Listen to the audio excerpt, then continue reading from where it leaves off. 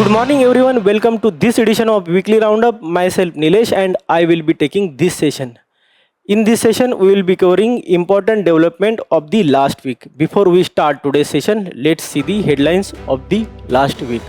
In this session, we will be covering 5 main news, 1 personality in news and 7 quick updates.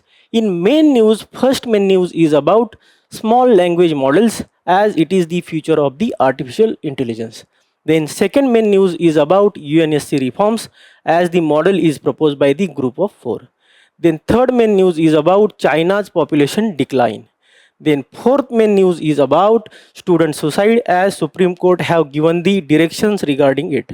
And the last main news is about Delhi pollution and the context is that Commission for the Air Quality Management have given the report regarding it. And in personality in news, we will be covering Netaji Subhas Chandra Bose. So let's start the first main news of the day. The first main news of the day is about small language models as it is the future of the artificial intelligence as described by the Union Minister. And this topic is very important for GS paper 3, that is science and technology and development of the science and technology and its application in everyday life. In this topic, we will see what is the small language models, what are their significance and what are their limitations. So let's start the discussion. So what is the background? The background is that the Union Minister of Electronics and IT have stated that the small language model is the future of artificial intelligence. Before we discuss anything, let's see some of the important terms. The first important term is about small language model and large language model. What are those?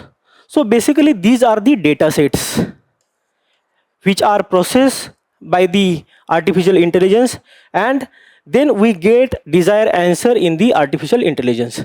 So in large language model, the data set is large. In small language model, the data set is small. The processes are limited. So this is the basic difference. Now we will see what is the small language model. So what is the small language model? As we already discussed, small language model is the compact AI systems built on the simpler neural networks and architects designed to generate and understand the natural language as the LLM do.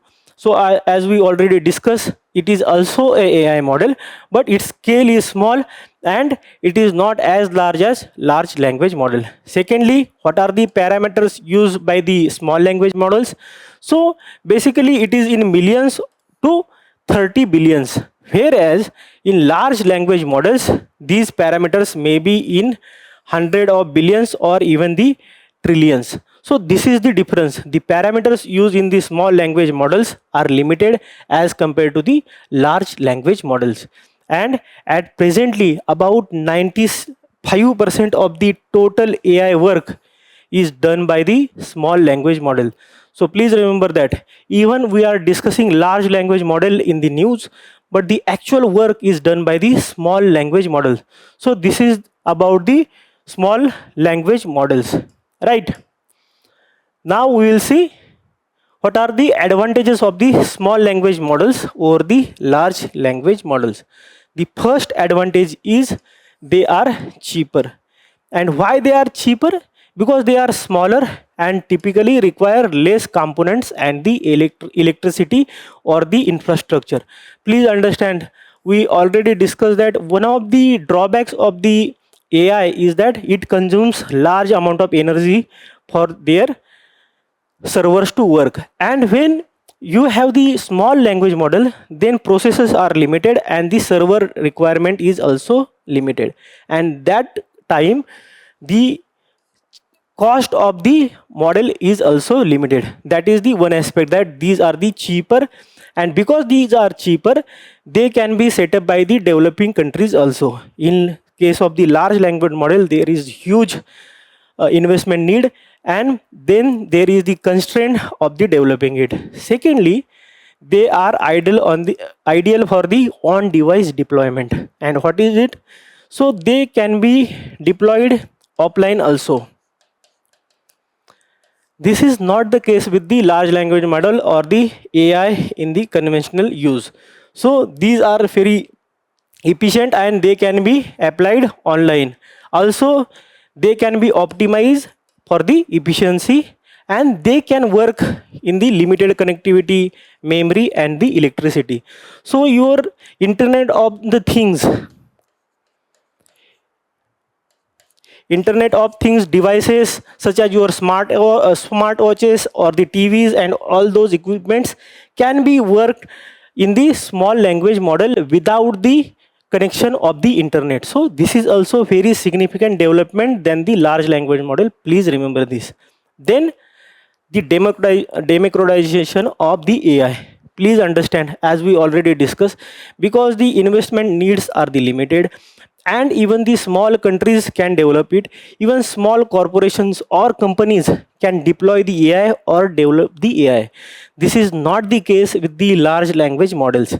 And because the technology is accessible and can be developed by the various agents, even the individuals or the companies, the democratization is happening because everyone will have the access to the advanced technology, which is the need of the future. So that is why LLM is doing what? Democratization of the AI. And then other things are also there which are also very important, such as streamline monitoring and the maintenance. Because the scale is small, then maintenance and and monitoring is limited and it can be done efficiently. Then also improve the data efficiency and data privacy, because these models can be stored in our country itself or in the organization itself. The threats of the data breach are very limited. So that is also one of the aspect, and this is important for your article 21 of the constitution, right to privacy. Then there is also lower infrastructure need, as we already discussed. Then deeper expertise for the domain specific task.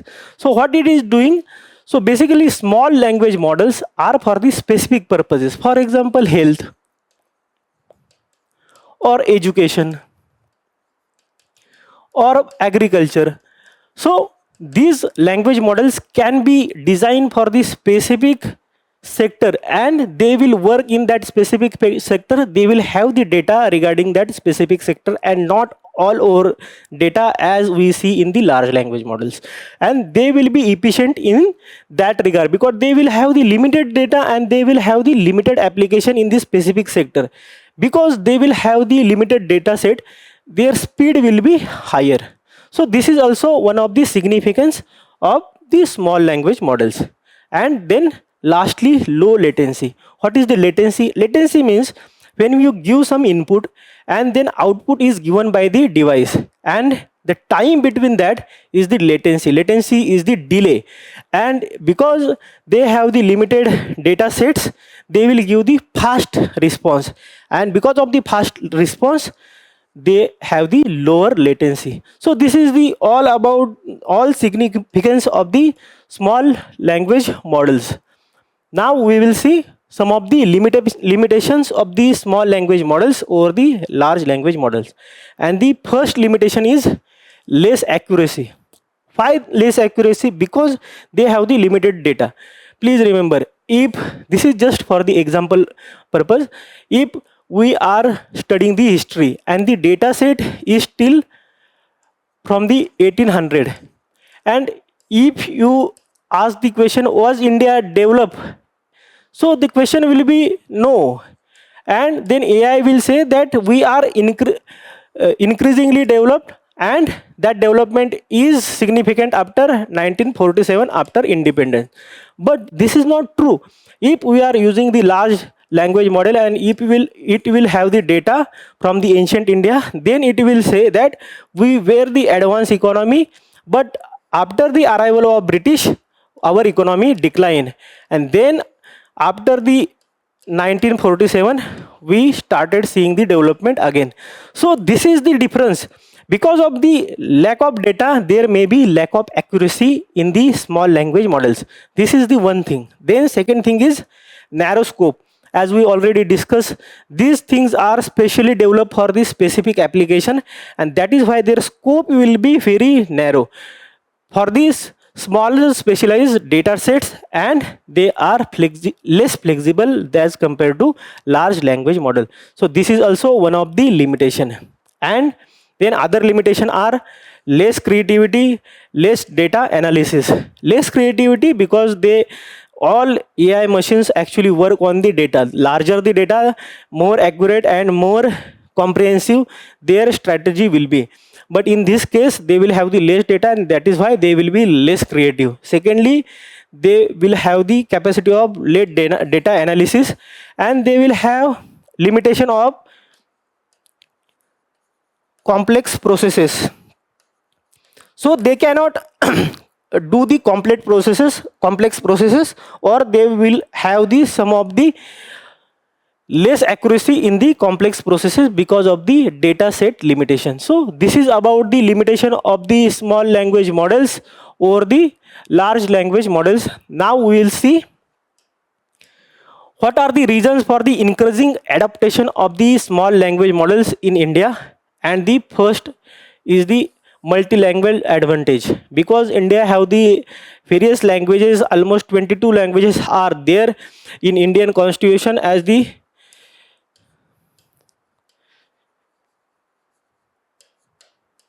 schedule 8 languages. So these are the one of the disadvantage. And then there is next 500 million opportunity. What is the 500 million opportunity? Which means the population more than 500 million will be using the small language models. Which are other sectors which have achieved the 500 million opportunity? That is the internet. Today, almost 1 billion people in India are using the internet in some form or other. So this is also one of the scope. And then age ready performance. So we already discussed that it can work in the offline and ensure the data privacy also. So that point is same. Then there is task focus efficiency. We have also discussed it, that it will be applied and can be applied in the specific sector. So that is the same point. Then rapid market growth. So please see, today it is about 1 billion industry in 2025, and by 2032 it will be 5 billion industry. So there is large scope of increase, and it will also boost the economic development also. And then right size AI. The large AI will not be useful for various purposes, and in India there is also data as well as the fund constraint, and in that thing the adaptability and the practical deployment of the small language model is very easy. So this is the reason why we are seeing the small language models are growing in India. Now we will see previous year question regarding it. And the first question is that with the present state of development, artificial intelligence can effectively do which of the following?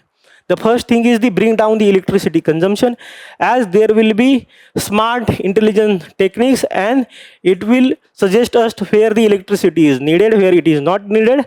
By that way, first thing is right. Then create meaningful short stories and songs. This question is of 2020, and then it was very difficult for AI to create the meaningful stories. Today it can do, but in the context of 2020 it was not correct. So option A, option C and option D is wrong. So what is the correct option? That is option B. And what is the third? Disease diagnostics. It can do it, and also text to speech conversion. So it is also the task of the AI. So this is the answer. Now see the mains question. The emergence of the fourth industrial revolution has initiated e-governance as the integral part of the government. And what is the industrial revolution 4.0? So all the emerging technologies, for example AI, quantum, then robotics, Internet of Things, all these things are revolutionize the governance, and it is How it is revolutionized? It is increasing speed, transparency, and also service delivery. So you can state these technologies and how they can or they are helping in the governance, you can mention. So this is all about the first news. Now we will see the second news of the day. So second news of the day is about the United Nations Security Council reforms, as the model is proposed by the group of 4. And this is very important for GS paper 2, that is important international institution, agencies and their structure and mandate. In this topic we will see about the United Nations Security Council and what is the model proposed by the group of 4 and what is the need of that model or the amendment. So what is the development? So we already discussed it. What is the group of 4 here? So group of 4 are the aspiring or the developing or the developed economies which want their share in the United Nations Security Council, and those are India, Brazil, Germany and Japan, and they want the permanent seat in the United Nations Security Council. Now please understand, what was the purpose of the United Nations Security Council? After the Second World War, there was need for the security of the nations and the international order. After First World War, there was League of Nations formed. And what was the purpose of League of Nations? To avoid the First World War like situation, but it failed miserably, and within 20 years there was Second World War. And after Second World War, there was need of such organization which will be robust and will avoid such kind of large scale destruction after the Second World War. And that is why the United Nations were formed, and particularly United Nations Security Council have the task to avoid such conflicts. So this is the brief background. Now we will see about the UNSC and what are its details. So basically it was established by the United Nations Charter, and it is this one of the 6 main organs, which are other 5 organs. So UNGA, United Nations General Assembly, then Secretariat, then Trusteeship Council, then ICJ, International Court of Justice, so and then ECOSOC, Economic and Social Council. So these are the 5 other organs of the UN. So please remember that the question can be asked regarding any of these organs, and especially UNSC. So this is the one of the organ of the 6 main bodies. Then what is the function? So its function is to maintain the security in the world. And how it maintains the security in the world? So it have the various instruments. First is the sanctions. So it can impose sanction on various countries or the country which is not obeying the international law or the obligation. So it can impose the economic and political sanction on it. Then they can also deploy the peacekeeping forces in such countries to bring the law and order. Also they can take direct military action in the case where the country is rogue and is not listening or taking action adversarial to the global or international peace. So these are the some of the instruments available to it.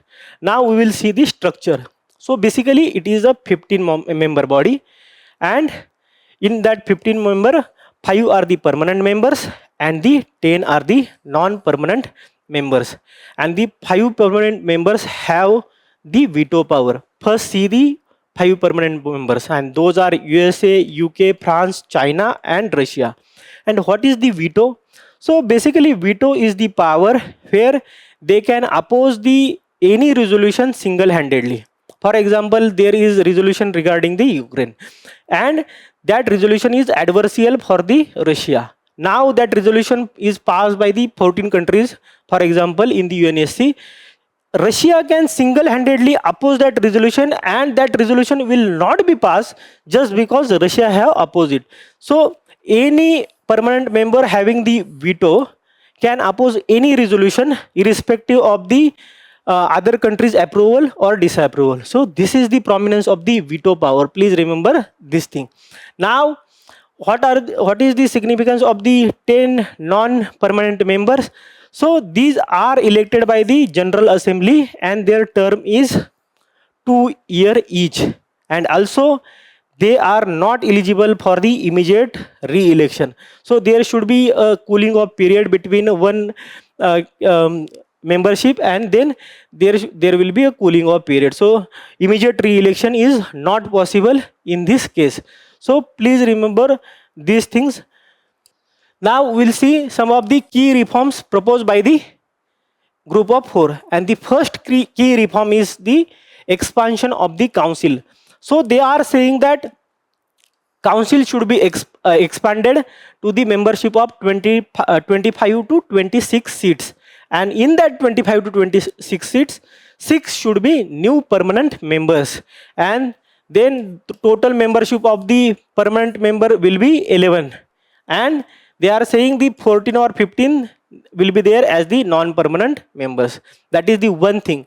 Then they have also given the regional distribution of the new permanent members. And what is that distribution? So 2 will be from the African member states, then 2 will be from the Asia Pacific members, then 1 from the Latin America and the Western European and other countries. But what are the issues in this? So first issue is that the United Nations process.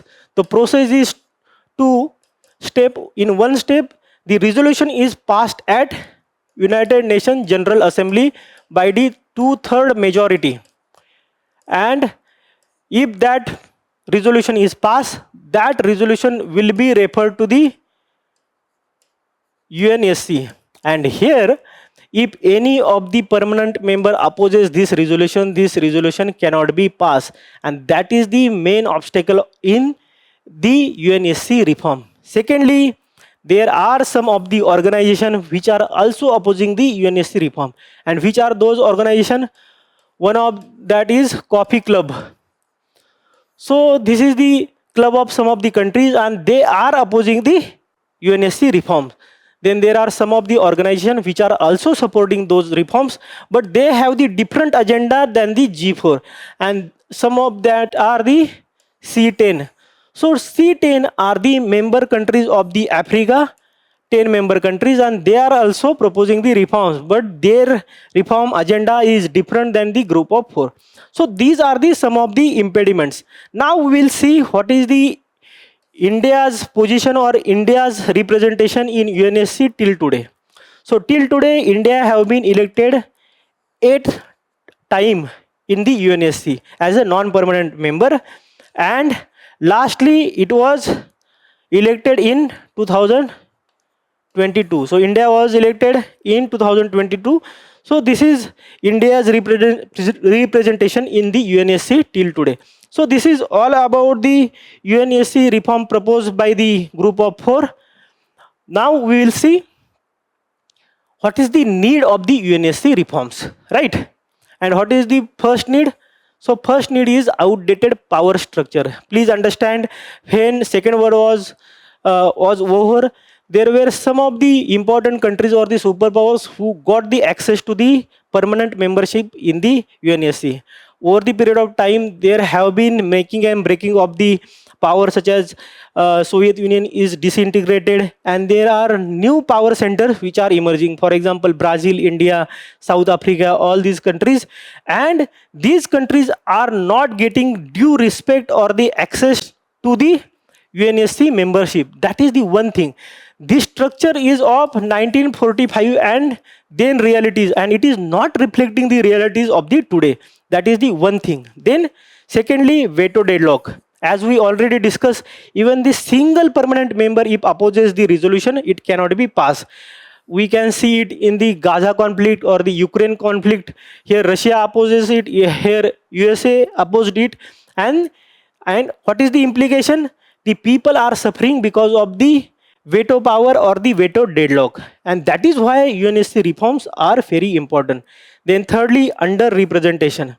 Please remember that major nations, as we already discussed, are not represented in the UNSC, and if they are not represented in UNSC, the relevance of this mega organization or the international organization declines over the period of time, and they will not have the legitimacy in the international sphere. Also, these are the middle powers. In this context, recently in World Economic Forum, Canadian Prime Minister gave the very nice speech regarding the middle powers and their role in the international relationship.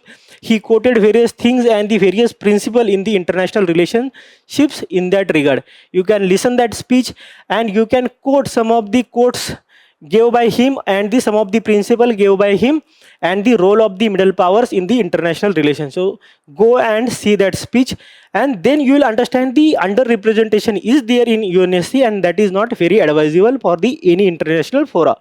And then lastly, financial dependence. Please understand, some of the institutions such as UNESCO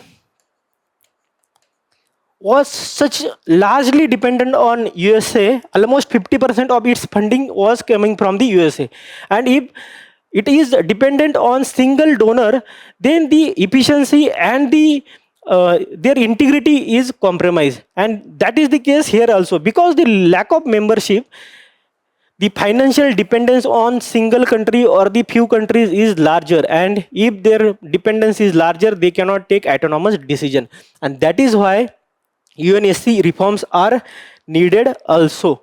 So these are some of the points. Reforms are needed. Now we will see previous year question regarding the UNSC. The first question is about UNSC of the UN consists of the 5 permanent members, and the remaining 10 members are elected by the General Assembly for the term of. It is very easy. We have already discussed it. The answer is B, 2 years, right? Then see the main question, and the main question is discuss the impediment India is facing in the pursuit of the permanent seat in the United Nations Security Council. This question have been asked almost 2 to 4 times, and you have to prepare that. We have already told you what are the impediments such as copy curve and the procedural impediments. Then you will see what is the need of the reforms, right, and what are the initiatives taken. So you can write all those things in this answer. So please try to write the answer. Now we'll see next main news of the day. So third main news of the day is about the China's population decline for the 4th consecutive year, and this topic is very important for your GS paper 1, that is population and associated issues. So basically the population decline or population winter, this demographic winter, this question have been asked by the UPSC almost 2 times in the previous years. So that is why it is very important for us. Now we will see what is the background. So as we already discussed, these figures are not very important for us, but we will see them in brief. So the population of China dropped by the 3.39 million to almost 1.4 billion, while the total population or the number of births dropped nearly 7.92 million in 2025. And now this is called as demographic winter, where the population is declining or the birth rate is declining, and that is why population is declining. And this is now not restricted to the developed countries. So basically previously it was considered that the population winter or demographic winter is restricted to the developed countries, but now we can see it is not restricted to the developed countries, and it is now seen in the developing or the least developed countries also. That is the one thing. Before we proceed further, let us see some of the key terms which will be important. So first is total fertility rate. And what is total fertility rate? So basically it is the number of children given birth by the single woman or the woman in the fertile age or the total life cycle of her. So that is the total fertility rate, and if that rate is 2.1, then population will be constant or will not decline or not increase. So that this is the replacement rate. And then secondly, we will see demographic transition. And demographic transition is generally considered in the 5 phases. In first phase, the birth rate and the death rate will be higher, and that is why population will be lesser. In the second phase, what happens, because of the healthcare facilities improve or the other facilities will improve and the birth rate will remain high, the population will be having the highest rise in the second phase. And in third phase, what happens, that even if the birth the death rate is declining, the birth rate is also not increasing very fast, and in that case the increase in population is moderate. In fourth phase, what happens, that the birth rate is also declining and the death rate is also declining. So here it will be the constant, that population will be constant, not increasing or not decreasing. And in last phase, there will be decrease in the birth rate very significantly and the death rate will be decreasing very minuscule, and in that case population will start declining, and this is the demographic winter. So this is about the background of this news. Now we will see what are the demographic winter. As we already discussed it in the demographic transition, still we will see here again that it is the demographic phase where the persistent or the structural decline in the population growth. And what is the key indicators include? The first key indicator is birth rate below the replacement rate. As we already discussed, what is the replacement rate? That is 2.1. And then inverted population pyramid. So we already discussed that in the pyramid. So it was in the demographic transition only. So in population was increasing, and after the fourth phase it start declining. So shrinking and the aging population is increasing. So what happens, that the aging population is higher than the working population. So in the pyramid of the population is inverted. So the elder people are higher and the working population is lower here. So that is the second indicator of the demographic winter. So this is all about the demographic winter.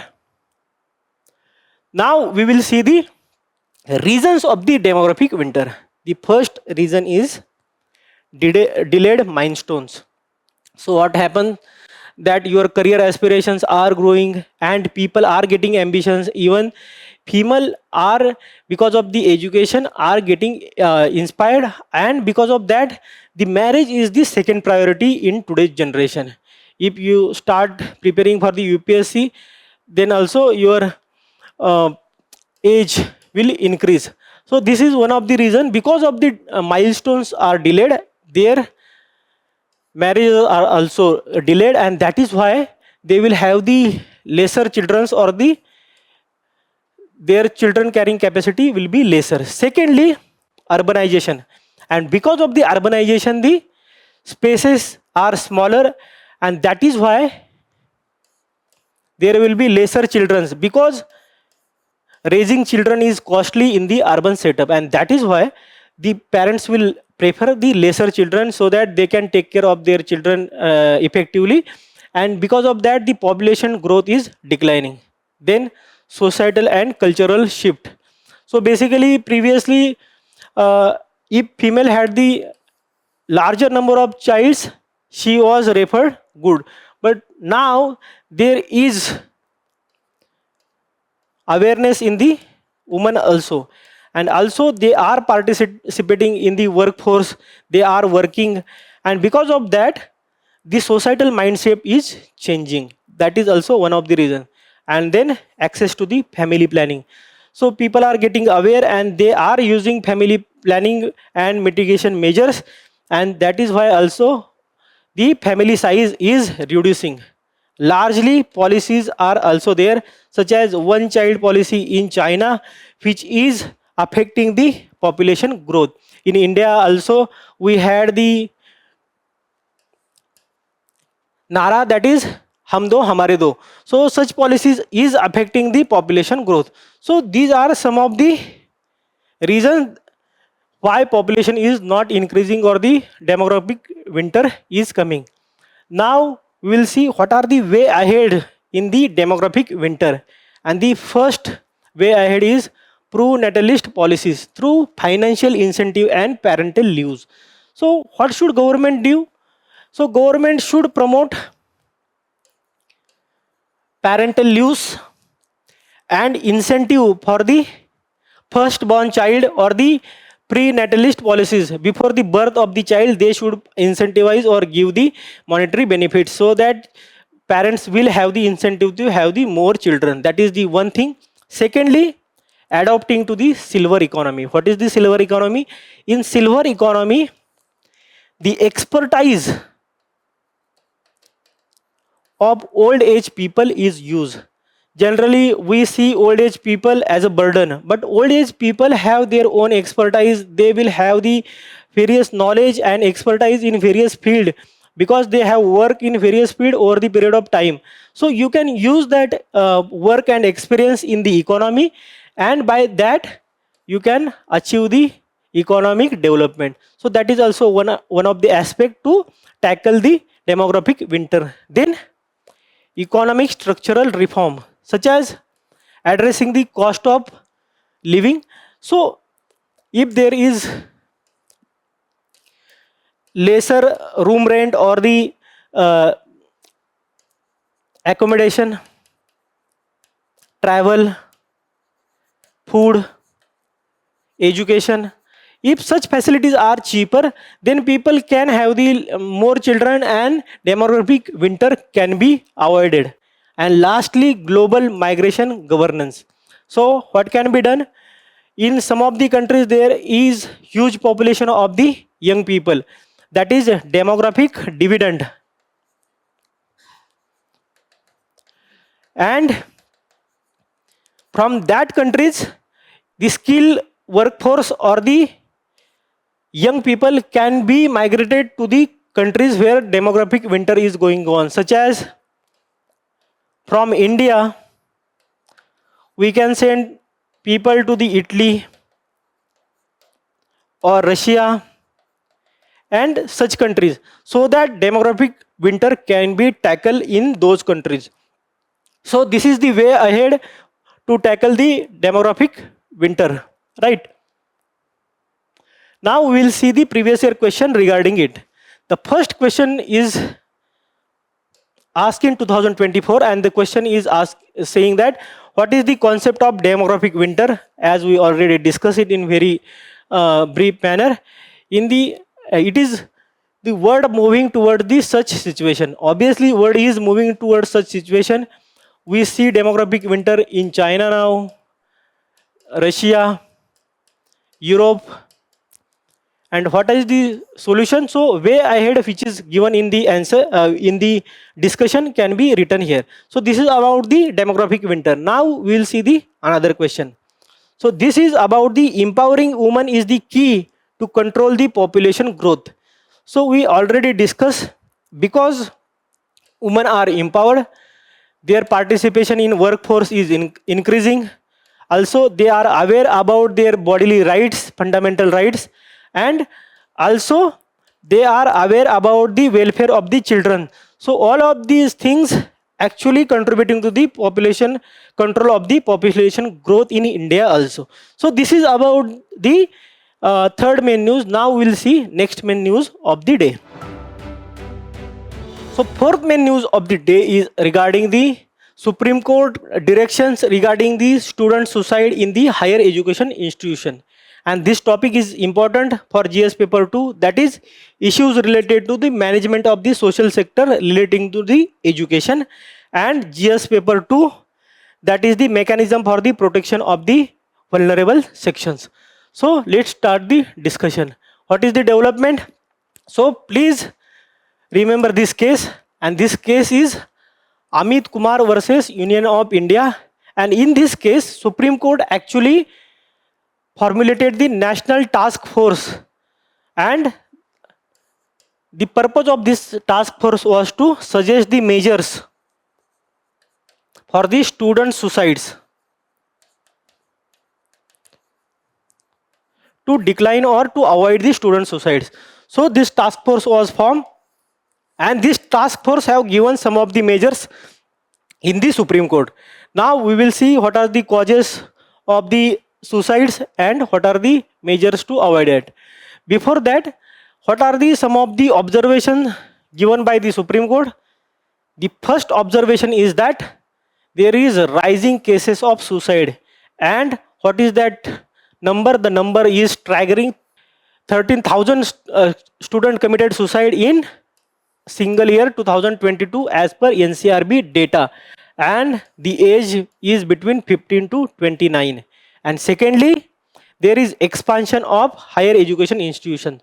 So they are saying that because of the massification and the privatization, these organizations are increasing, but they are not taking care of the student welfare, and there are societal inequalities and structural inequalities which can be seen in these organizations, right? Now we will see what are the key reasons for the student suicides, and this is given by the committee. And the first reason is that shortage of facility, infrastructure, staff, leadership, all these things. And what happens because of the shortage of all these facilities? It reduces the or weakens the institutionalized governance. Then grievance redressal mechanism and accountability, because there is lack of staff or the faculties, students are unable to convey their grievances to the concerned authorities. That is the one thing. Then second thing is poor institutional responsibility. What happens many times if the suicide happens, though institution try to avoid or to do not report it, because their reputation is damaged and admission can be hampered. So that is the second thing. Then there is financial stress. Generally many times what happens, the scholarship are not disbursed on the time, and because there is lack of funds, the student coming from the poor section may be facing that issue, and they don't want to convey this to their parents, and what they do, they generally take their lives, and that is one of the reason. Then there is scattered frameworks. So there are frameworks, but these frameworks are very scattered, and that they are not working in tandem. So which are those frameworks? First is the UGC regulations. Then National Education Policy 2020 is also talking about the avoiding and reducing the student suicides. Then National Suicide Prevention Strategy is there. Then Mental Health Care Act 2017 also talk about the student suicide, but these policies and frameworks are not in sync with each other, and that is why their effectiveness is very limited. So these are some of the reasons for the higher student suicides in the recent years. Now we will see what are the key directives or the directions given by the Supreme Court to reduce the student suicides in the higher education institution. The first is that data on the student suicide. So Supreme Court told that there should be transparency, and there should be a centralized mechanism to have the actual or accurate number of student suicide data, so that policies can be framed effectively. Secondly, reporting of the suicide should be mandatory. So these organizations should not hide the suicide, and they should proactively report the suicides. Then addressing the faculty shortages. So they are saying that the vacancy of the post should be filled, such as chancellor or registrars and other administrative positions should be filled within the 4 months. Please remember this fact, within the 4 months these vacancies should be filled. Then there should be compliance with the all existing regulation. So what are the existing regulation? Such as establishment of anti-ragging committees, then anti-discrimination officers, and internal complaint committees. So what happens If the student is from the SC or ST, they are harassed by the some of the other students. That is the one example, such as Rohit Vemula is the case. And then there is the case of raggings. So ragging is done by the seniors or the some of the students on some other student, and it can affect the psychological and mental health of that particular student. So these are the some of the reasons, and then there should be compliance mechanism where student can report these discrimination or the harassment they are going through. So this is one of the thing. Then there are other measures also suggested, such as qualified medical help should be there. If student have gone through some physical or mental trauma, so there should be some medical help, and there should be clearing of the pendencies within the 4 months. So that is also there. And if there is some suicide attempt, then there should be medical assistance within the 1 hour. So these are some of the suggestions given by the Supreme Court to avoid or reduce the student suicide in the higher education institutions. Now we will see some of the previous year question regarding it. The first question is that why suicide among the young or youth women is increasing in the India or Indian society.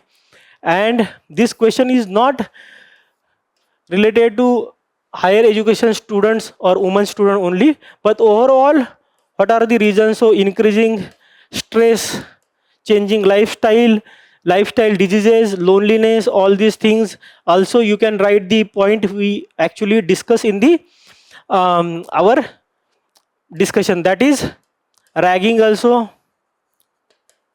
right?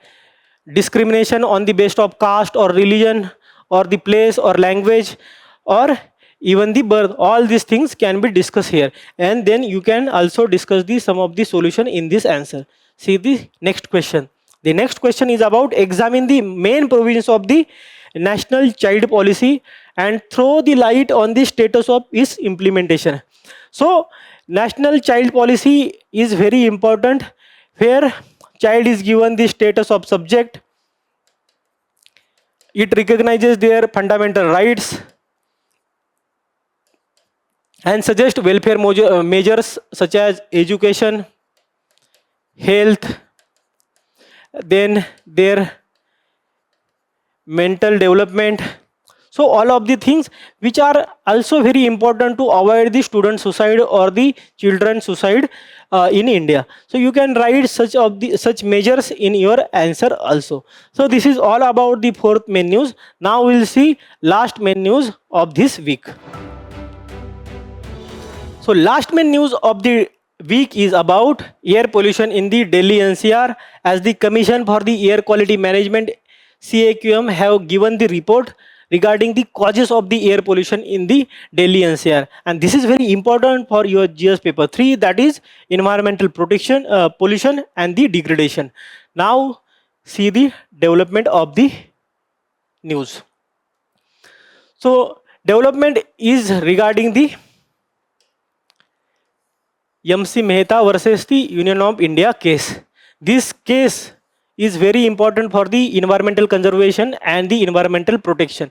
You can quote this case in various answers to get the good marks. This case is very famous, and you can give that case. This is the landmark judgment or the landmark case regarding the environmental protection. Please remember this.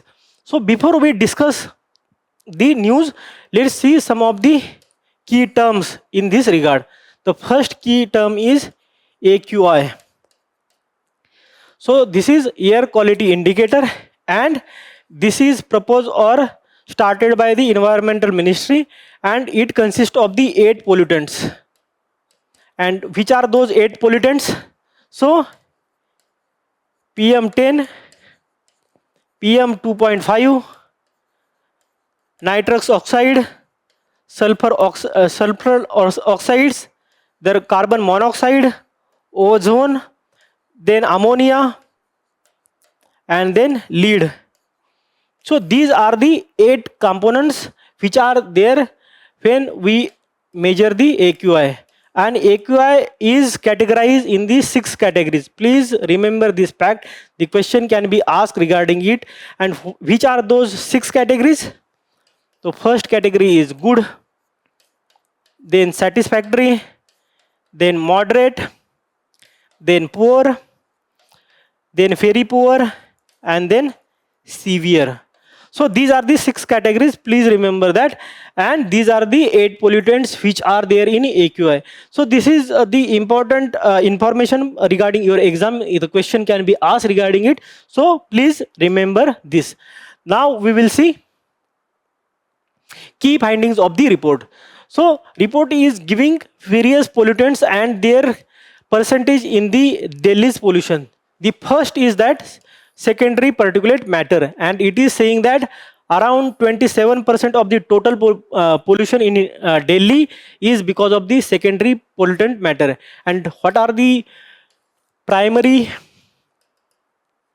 pollutants and secondary pollutants? So primary pollutants are the pollutants which are emitted from the direct source, for example vehicles or the industry, and which are those such as carbon dioxide, sulfurous oxide, then nitrous oxide. All these are the primary pollutants. And what are the secondary pollutants? When these primary pollutants reacts with environment, then it creates the secondary pollutants, right? So these secondary pollutants are not directly from the sources, and that is the definition given. What are the secondary pollutants? So these are the fine particles formed in the atmosphere through the chemical reaction. Please remember this. The reaction is very important of the primary chemicals with the environment or the other factors of the precursors, such as we already discussed, nitrous oxide or ammonia or the volatile organic compounds, right? So this is about the first important pollutant. Then what are the other major pollutants? That is transport sector, and that is contributing around 23%. Then there is biomass burning, and biomass burning is contributing around 20%. So parali is burn, or the residue are burn in the Punjab or Haryana and other neighboring state, and that is the reason of the biomass burning and the related pollution. Then there is dust, which accounts for the 15%. And what are the sources of the dust? The construction going on or the open fields without the trees and all that. Also the deserts, such as Thar desert, and because in the winter the winds flow from the desert side to the India and it brings the dust with them, and that is why recently there was Arauli, definition of Arauli was changed and there was huge protest. If the Araulis are diminished, that dust will directly come to the North India and the pollution will increase rapidly with exponential numbers. That is the significance of the Arauli. And please remember, today the percentage is 15%. It is high even today. And then industry such as coal industry and other industries are contributing the 9%. Now we'll see some of the other important findings given in the report. And what are those findings? So it have given about the trends of PM 2.5 and PM 10, and it is saying that there is gradual decline or stable trends from 2016, but these are still very high in the context of the National Ambient Air Quality Standards. So the level of PM 2.5 and 10 are also very high, even if there is gradual decline or the stagnation. So what is the standards? So standard for PM 2.5 and PM 10 is 60 microgram per cubic meter and 40 microgram per cubic meter. And even though there is stagnation, but these are the even higher for the annual average recommended according to annual National Ambient Air Quality Standard. So this is also one of the finding. Then transboundary pollution. So it is saying that the 2/3 of the Delhi's pollution of the 2.5 is not actually originating in Delhi, but it is originating in around state or the around area, and that is coming into Delhi. So that is also very important. And lastly, it is saying the seasonality. So season is also a villain. How? So pollution peaks during the winter due to the low wind speed, then shallow planetary boundary layer, and the atmospheric stagnation. So what happens? This is the ground, and this is the lower layer of the earth, and this is the higher layer of, this is the hot air, this is the cold air. So cold air is denser and the heavier. What happens? This air cannot be uplifted upwards. So this layer is stagnant here, and all the pollutant is accumulating here. And then also there is no wind to blow away this pollutant. So this start get increasing in the winter, and that is why air quality diminishes. So this is all about the findings given in the report.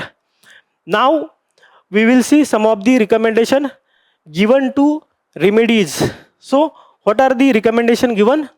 So these are the very normal recommendation. You can just read and remember that. First is infrastructure. So they are saying that there should be augmentation of the waste to energy plants.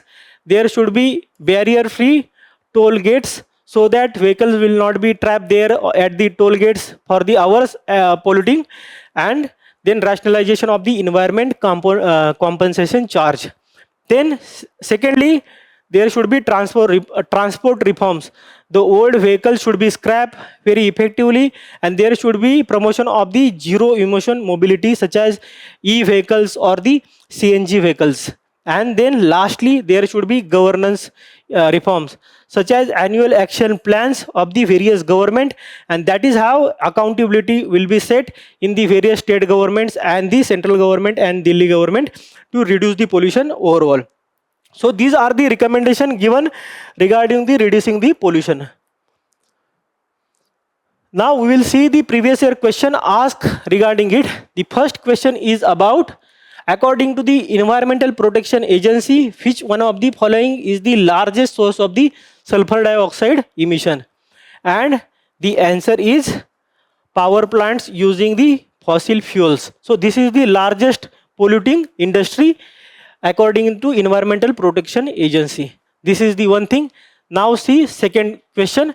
This second question is about the copper smelting industry, and it is asking about the statement that it releases the lethal quantities of the carbon monoxide. When you are attempting any question, please understand, you should give the importance to the language.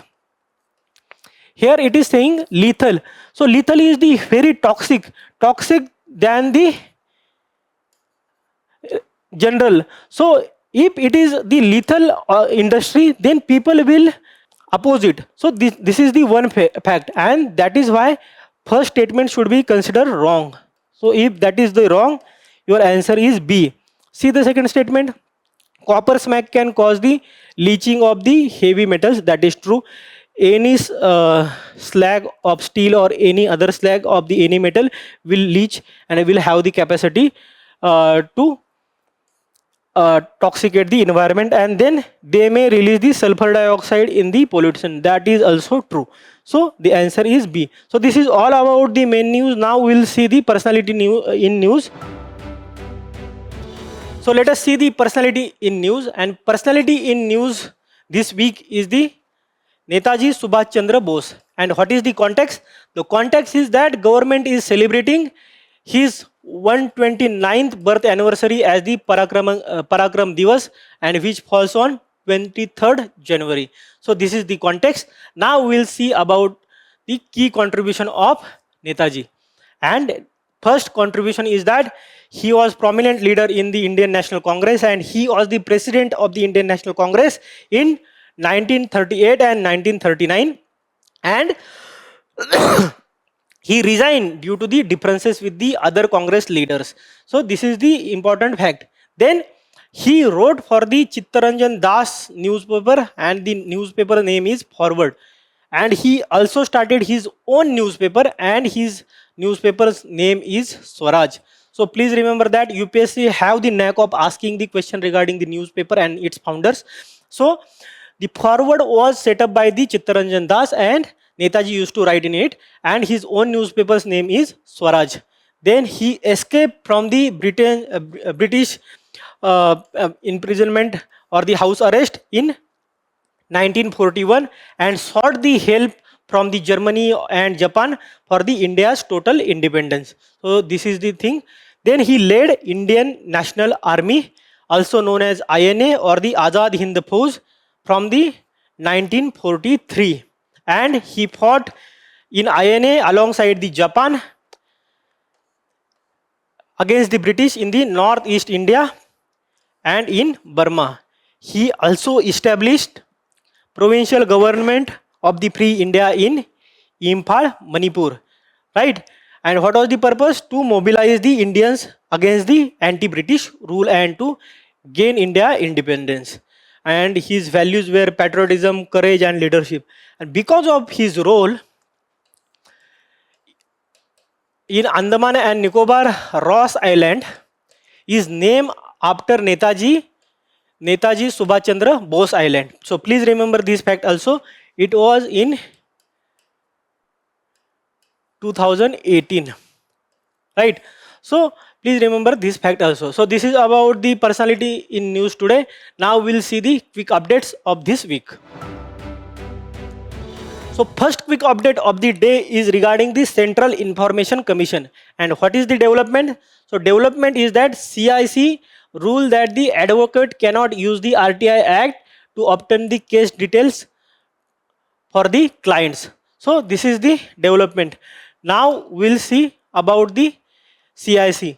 So what is the genesis or how it is formed? So it is the statutory body and it is under the Right to Information Act 2005, and its purpose is to greater information access to the citizen and the transparent administration. That is the one thing. What is its function? So function is to receive and inquire into complaints from any citizen regarding the RTI Act and its implementation or any related accountability and transparency issues. So this is its function. And what is about its membership? So it will have the one chairman and it is called as Chief Election Commissioner and not exceeding 10 information commissioners. So this is the membership and the organization structure of the CIC. And who do appointment? So the appointment is done by the president, right? And to president it is recommended by the committee of the three, and which that committee is comprised of whom? So first is the Prime Minister, then secondly leader of opposition of the Lok Sabha, and thirdly the Union Cabinet Minister, which is nominated by the Prime Minister. So this is the 3-member committee which recommended the members to the president, and then president appoints them, right? So this is in this committee Prime Minister acts as the chairman, right? And what is the tenure? So tenure of the commissioner and the chief election commissioner, chief information commissioner is 3 years. So please remember that there is one change. Previously this tenure was 5 years, but after the amendment this tenure is now 3 years. So this is the fact which you should remember. So this is all about the Central Information Commission. Now let's see the next quick update of the day. So next quick update of the day is social commerce. And what is the development? So basically social commerce is very famous in China, and despite huge potential, India lags behind China and Indonesia in terms of social commerce development in India. And what is the social commerce? So social commerce is the buying and selling of the goods and services directly within the social media platforms. So social media platforms are used as the platform of commerce or e-commerce. So that is one thing. And there are 3 forms of social commerce. First is live streaming. Secondly, there are influencer who says that this product is good or bad, and then people purchase it directly. And then there is group buying. What is the group buying? So if there is the group of people or the friends or the group of organizational people and they want to purchase, for example, one phone, if the price of that phone is 20,000 rupees and 100 people if giving the order, that price may reduce by the 2-3,000 and they may get the same phone in the 17 or 18,000 rupees. So that is also one of the things. So there are three forms of the social commerce. And then what are the reasons for the low adaptation of the social commerce in India? The first is that the India is the low trust society. Indian society do not trust even the influencer also. And India influencer say many things which are not correct also, and there is very lack of accountability of the influencer if they give the misinformation. One thing, then there is infrastructural issues within the customization needed in the term of language. There are language barriers, and if a particular influencer is talking in one language, it is not possible that all the people or may understand that thing. Then there is logistic and the scale issues also. If we are placing order online or in the social media, it is not possible logistically to deliver, so it have to collaborate with the e-commerce platform, and that is one of the issue. Then there is preference for the cash payment. So generally in India, people prefer to go to the market or the shops and see the things and then purchase by the cash and not by online. That is also thing. And then regulation and misinformation, as we already discussed this point. So this is all about the social commerce and the issues in the social commerce adaptation in India. Now we will see the next quick update of the week. So next quick update is about Environmental Protection Fund. And what is the development? So Union Ministry of Environment have notified the Environmental Protection Fund rules 2026 to streamline the Environmental Protection Fund. And what is the Environmental Protection Fund? So basically it is constituted under the Environmental Protection Act of 1986, and it is the public account of India. And how it is collected, what is the corpus? So this is collected by the fines under the Air Act of 1981, then Water Act of 1974, and the Environmental Protection Act of 1986, and their violations. And if their violations are caught, they are fined, and this is how the corpus is built and how it is allocated. So 75% of this fund are remitted to the state or UTs, and 25% of this fund is contained or retained by the central government. And how it is utilized?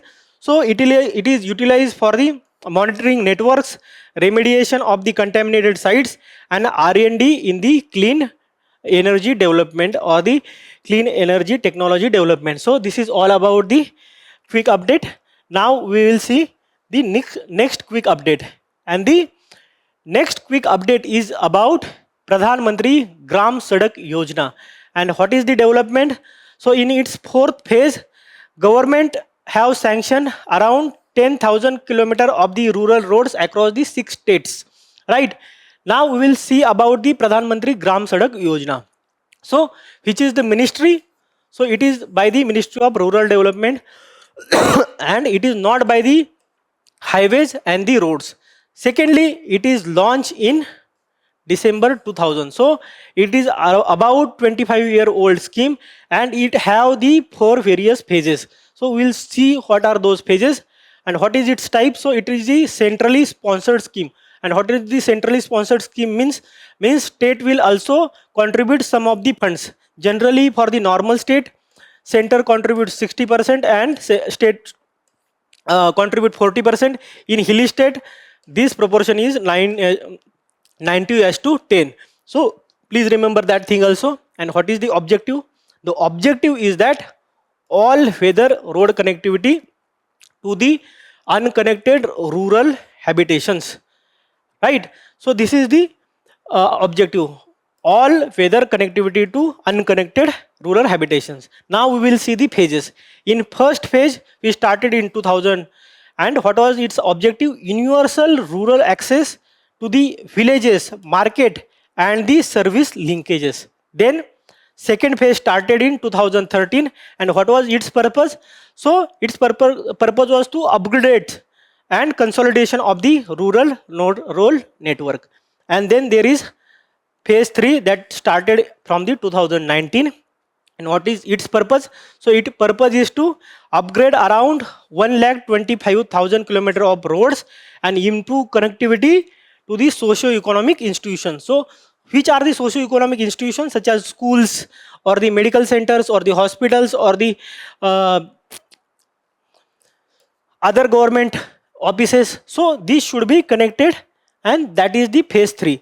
And in phase 4, that is from the 2024 and it will last till 2029, around 25 unconnected habitations to be connected via 62,500 kilometers of the road. So this is all about the Pradhan Mantri Gram Sadak Yojana. Now we will see next quick update of the day. And the next quick update of the day is about Responsible Nations Index. And what is the context? So India recently launched the Responsible Nations Index RNI to prioritize ethical governance and the global responsibility over their economic strength.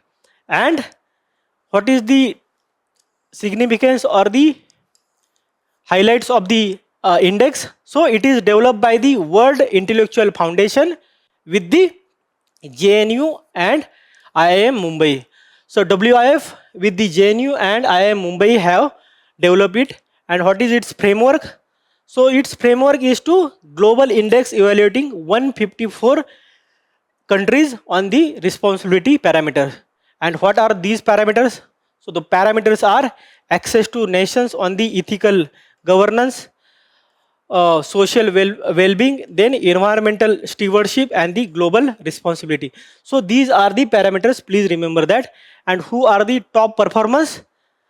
So as usual, Singapore is first, Switzerland is second, and Denmark is third. What is India's standing? So India is 16th, and United States is at 66, and China is at 68. So this is all about the Responsible Nation Index.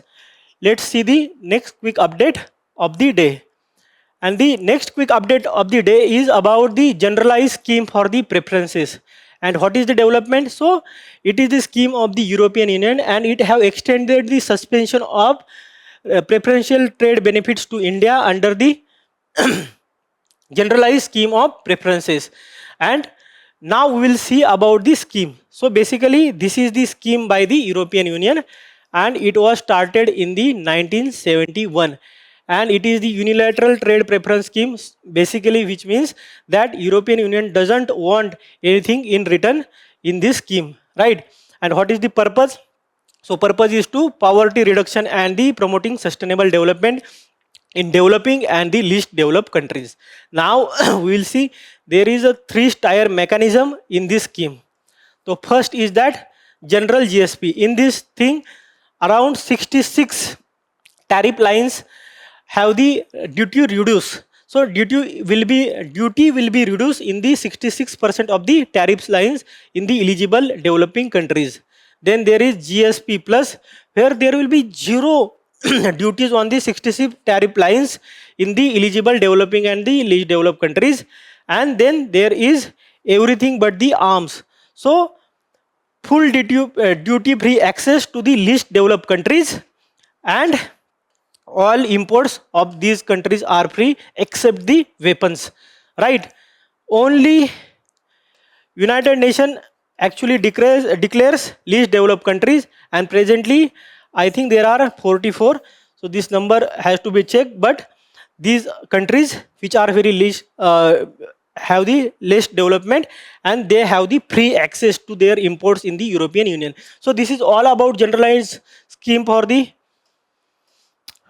preferences. Now we will see the next quick update of the day. And the next quick update of the day is that the Central Silk Board. What is the development? So government has increased the Central Silk Board's approval limit so that project will be speedily implemented. And what are the key highlights of the Central Silk Board? So basically it is a statutory body formed by the law, and it was formed in 1948, right?